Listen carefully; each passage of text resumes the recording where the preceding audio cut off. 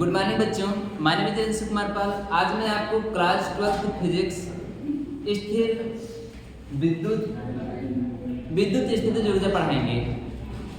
यहाँ से देखेंगे, ध्यान से देख बेटा, कहानी की तरह है। सुनेंगे समझने में आएगा, नहीं सुनेंगे नहीं समझने में आएगा, फिर पढ़ते रह जाएंगे, नहीं ही आएगा। इस बात को जब आप पढ़े होंगे बात ना करें, कोई भी बात ना करें। जब आप पढ़े होंगे तो मैं कोई ना कोई कहानी आपको जरूर आपके सामने लाता हूँ, है ना।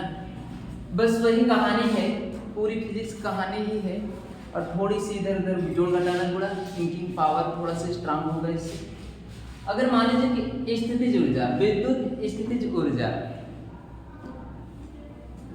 अब विद्युत स्थितिज ऊर्जा, जैसे मान लीजिए मेरे पास कोई आवेश है, हमेशा यही एक आवेश है, यही हमेशा परेशान करके रखना है, हमेशा जो यहाँ पे निकाले। अच्छा, यहाँ से स्मॉल r डिस्टेंस पे विद्युत क्षेत्र कितनी बता सकते के क्यू बाई आर स्क्वायर। अगर यहाँ पे कोई स्मॉल क्यू आवेश है, स्मॉल r डिस्टेंस पे, v कितना होगा के क्यू अपान आर। अब फिर पूछ रहे हैं यदि यहाँ पे प्लस क्यू आवेश है, स्मॉल r डिस्टेंस पे कितनी स्थितिज ऊर्जा होगी।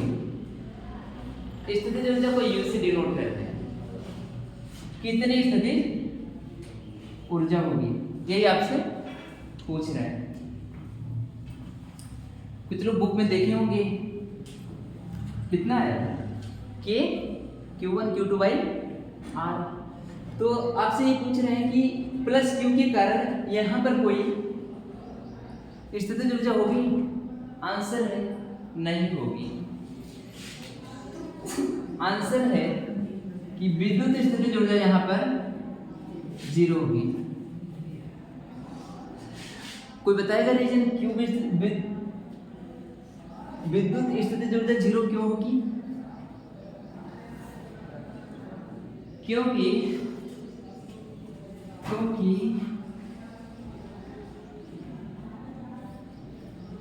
क्योंकि विद्युत स्थितिज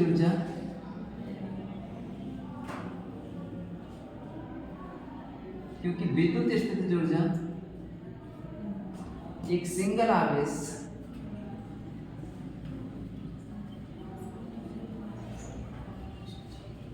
सिंगल चार्ज की नहीं होती,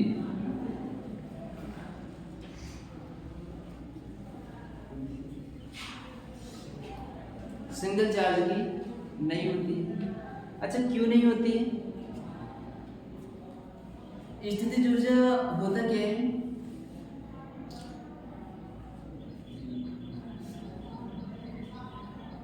एक सर हैं जिनका नाम है एच.सी. वर्मा। क्या नाम है? एच.सी. वर्मा।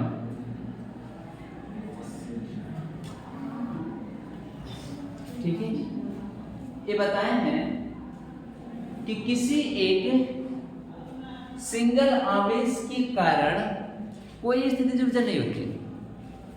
अब कहेंगे सिंगल आवेश के कारण स्थितिज ऊर्जा क्यों नहीं होती, इसको हम बाद में समझेंगे, है ना।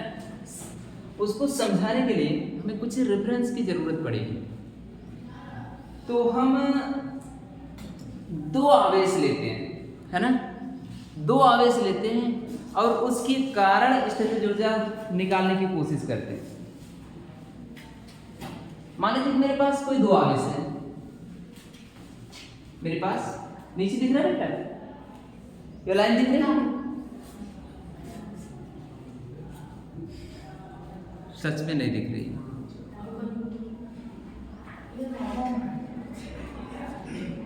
दिख रही है वाली,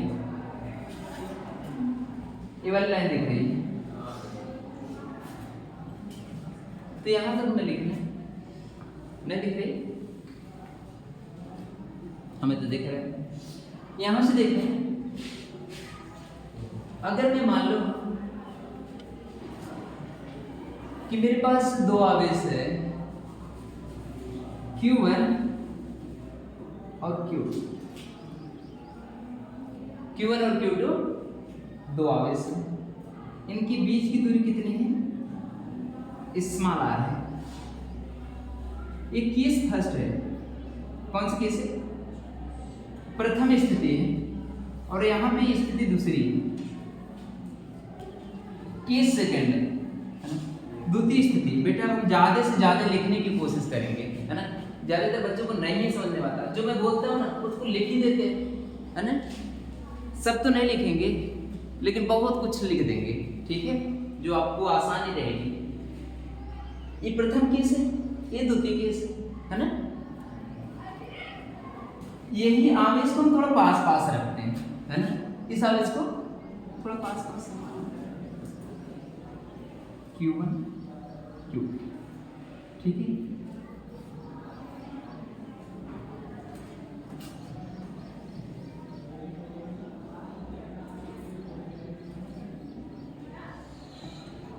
तो जो पोटेंशियल है, जो स्थितिज ऊर्जा है वो किस तरह से डिफाइन है? स्थितिज ऊर्जा किस तरह से डिफाइन है बताते हैं कि पोटेंशियल एनर्जी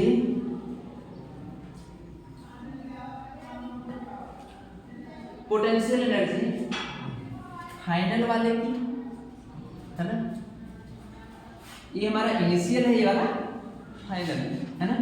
ये प्रारंभिक है, ये वाला अंतिम है, ठीक है। इसको हम पोटेंशियल एनर्जी फाइनल वाले की और पोटेंशियल एनर्जी इनिशियल वाले की, फाइनल को F से और इनिशियल को I से। अच्छा, आपकी बुक में ऐसे लिखा रहता है UF माइनस UI। आपको तो ये भी नहीं पता चलता कि U F क्यों लिखता है, U I क्यों लिखता है। F फॉर फाइनल है, I फॉर इनिशियल है, ठीक है। यहाँ से किस तरह से डिफाइन है, यहाँ से देखिए बेटा, जो स्थितिज ऊर्जा है वो निगेटिव होता है work done by conservative force.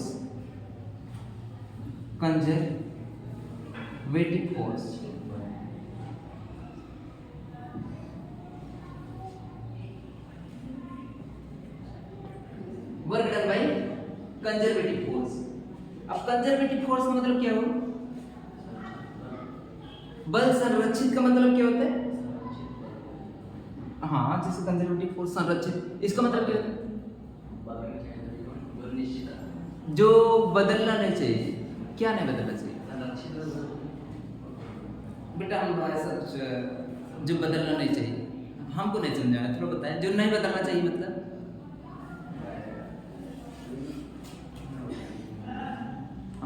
एक बार बताए थे कि जब कंजर्वेशन ऑफ चार्ज बताए थे, वहां पे भी एक के बात बोले थे, जो पाथ पर डिपेंड नहीं करता, है ना। जो पाथ पर डिपेंड नहीं करता। आप इसको ऊपर से लेकर के आए, आप इसको डायरेक्ट लेकर के आए, आप नीचे से लेके आए, कैसे लेके आए, फर्क नहीं पड़ता। बस यहाँ से यहाँ तक लाने में जितना कार्य करना पड़ेगा वही, ठीक है। अच्छा, यहाँ से हम लिखते हैं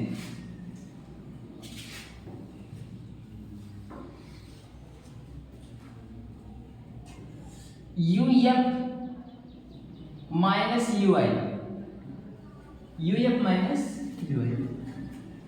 अच्छा बेटे, जो कंजर्वेटिव फोर्स है,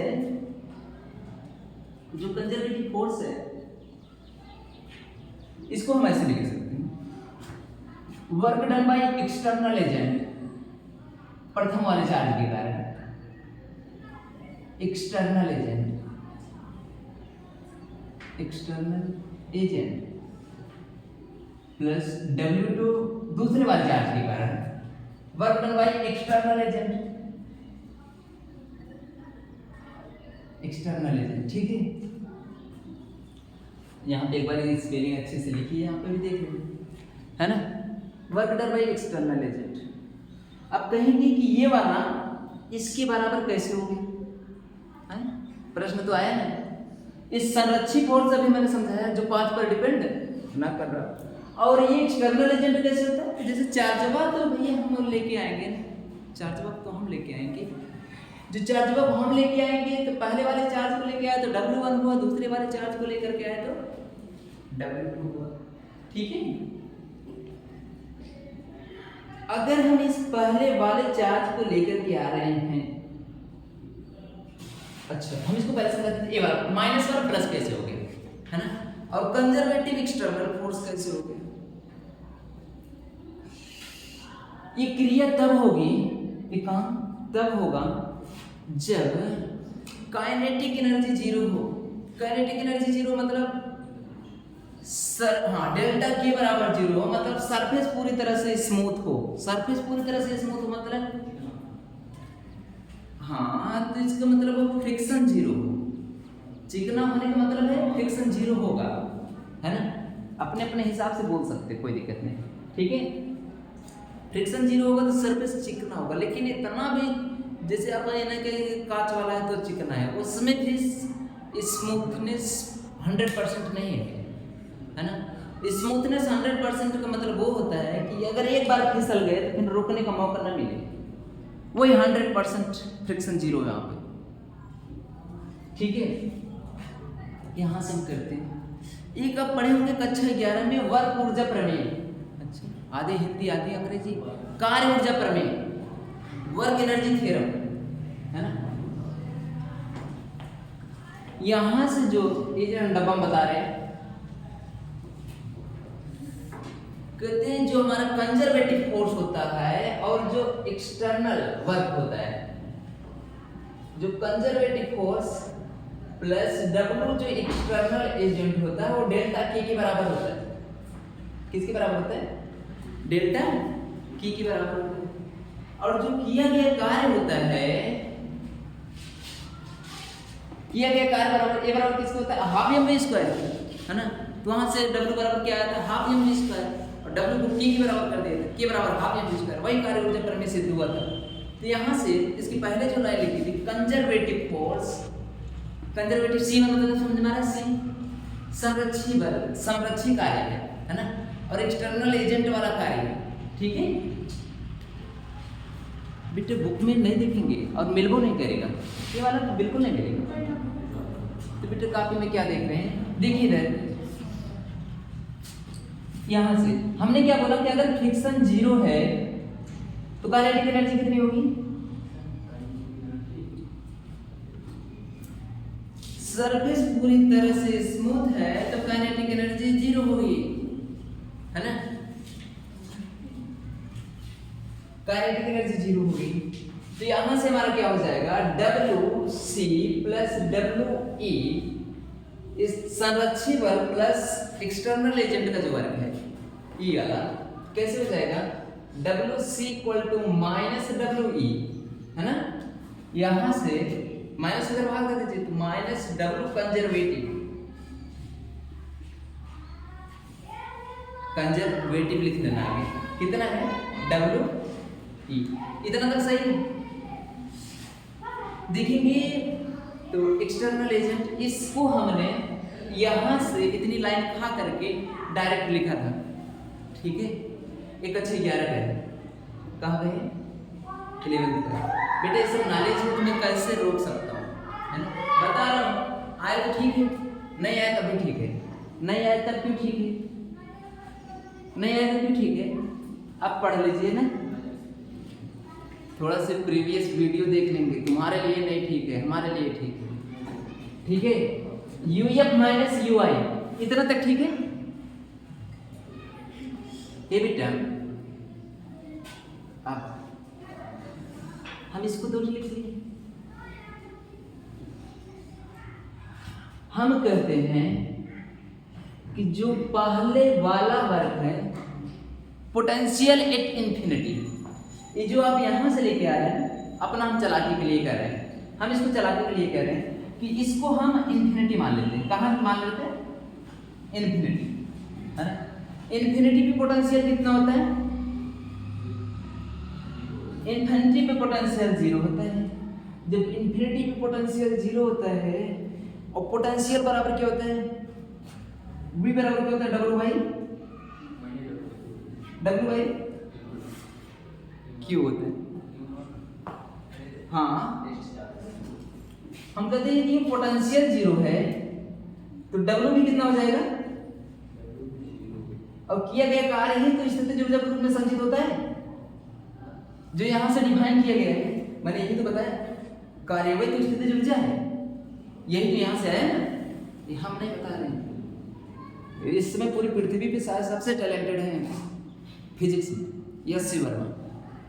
आप उन्हें देखेंगे, सच में वो साइंटिस्ट लगते देखने में, देखें कितने लोग देखें, है ना, देखेंगे बाल सफ़ेद सफ़ेद है, वो काफ़ी बड़ा बड़ा है और बीच में कुछ नहीं है ना।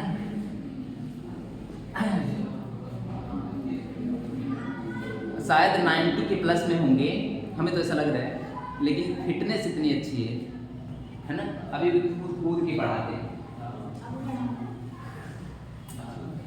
ठीक है।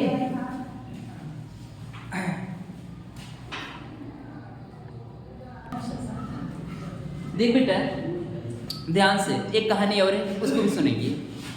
तो हम कह रहे हैं इनिशियल वाला वर्क हम कहाँ पे मान रहे हैं, प्रारंभिक वाला कहाँ मान रहे हैं, हम जहां से लेकर के आ रहे हैं उसको प्रारंभिक मान रहे हैं, ठीक है। इसको यहां पे लेके आ रहे हैं, है ना, ठीक है। तो यहां से क्या होगा, इनिशियल वाला क्या मान लेंगे, जीरो, है ना। इनिशियल वाला जीरो मान लेंगे, क्या बचेगा, यू ये बचेगा, अच्छा यू ये बचेगा ना, यू आज जीरो हो गया, क्या चीज बेटा, पहला दूसरा हम किसी को मान सकते हैं इसमें से, ठीक है, यहां से कंफ्यूजन नहीं होंगे, वो हमारे हिसाब से है ना, हम किसको पहला मान रहे हैं, किसको दूसरा मान रहे हैं, ठीक है।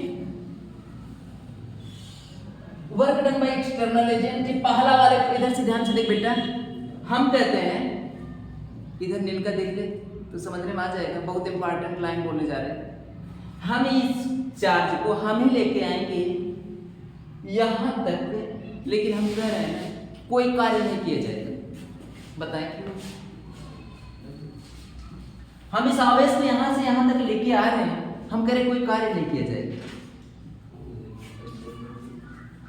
अच्छा ऐसा हो सकता है क्या कि हम किसी आवेश को लेके आए और कार्य न किया जाए, हमें बेवकूफ बनाने की पूरी तरह से साजिश रची जा रही है ना, साजिश तो रची जा रही है। अभी देखो साजिश सक्सेस भी हो जाएगा।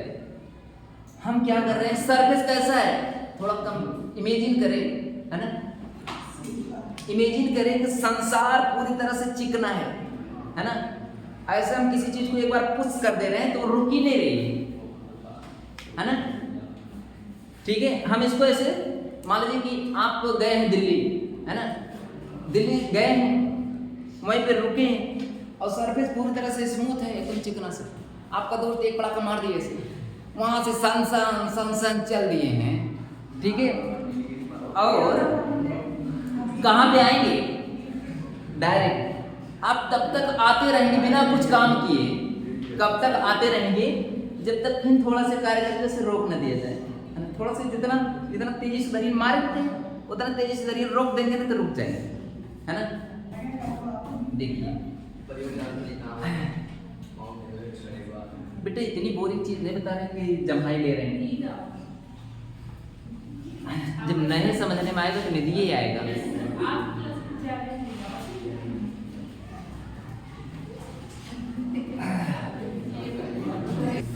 देख बेटा यहां से हम कहते हैं इस वाले चार्ज को पहले वाले चार्ज को हम थोड़ी सी ऐसी एनर्जी देते हैं जैसे, है ना, थोड़ी सी ऐसे थोड़ा सा इसको पुश करते हैं तो ये वाला सांस आ जाए, तो फिर यहाँ पे कैसे रुकेगा, यहाँ पे थोड़ा सा रोक लेंगे, थोड़ा सा बीच में तो कुछ नहीं किया ना, थोड़ा थोड़ा कार्य होगा लेकिन उसको हम निगलेक्ट कर देंगे, ठीक है, थोड़ा सा होगा लेकिन उसको निगलेक्ट कर देंगे, तो ये वाला कार्य कितना हो जाएगा, जीरो, ठीक है, ये वाला कार्य कितना हो जाएगा, जीरो। अभी डेरिवेशन की तरफ पहुंचने वाले हैं, ठीक है, ये W2 हो जाएगा, W2 कितना होगा, W2 ध्यान से आपको बताया था, ये वाला जो Q2 है ये पहले से रुका हुआ है ना, ये पहले से रुका हुआ है ना।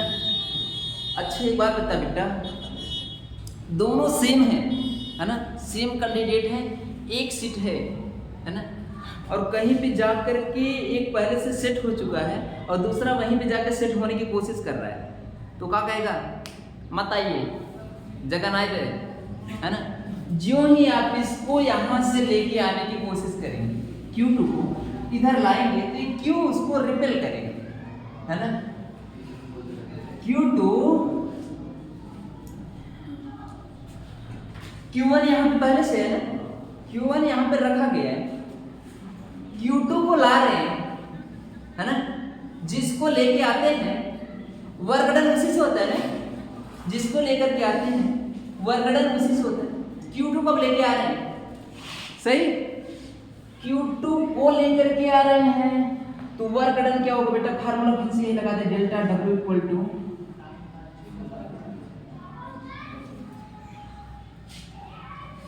सही, Q2 को ना लेके आ रहे हैं, Q2 को लेके आ रहे हैं, तब यहां से हम क्या लिख देंगे, W बराबर क्या लिख देंगे, डेल्टा V इंटू Q2, ठीक है, सही। UF बराबर कितना हो गया,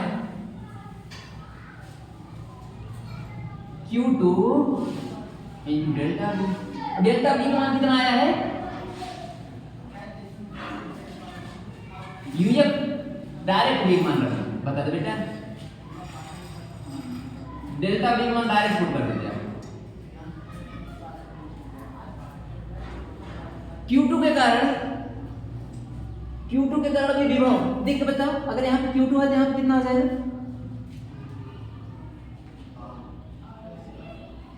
मर गया तो उससे निपट ले, है ना, तो बस पूछना है। यदि यहाँ पे Q2 है, आवेश की जगह पे क्या रहते हैं,